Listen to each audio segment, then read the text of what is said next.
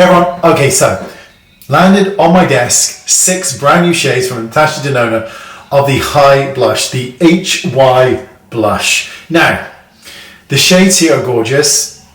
I've got them on my cheeks. You'll see the demo as we go along. Now, these are a kind of cream, almost like they're a cream, but there's something to them, that powder formula. So they go from cream, but then enter this kind of powder formula where they dry down because they're really creamy, but they dry down.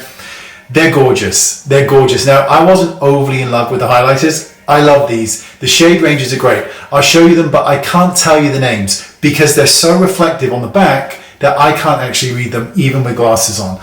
So it's impossible for me to tell you what shades, but they're beautiful. They blend so nice, whether you layer them just one on top of the other, kind of the more shimmery shade, or it doesn't matter. The result is this gorgeous, gorgeous flush, depending on which way you apply it.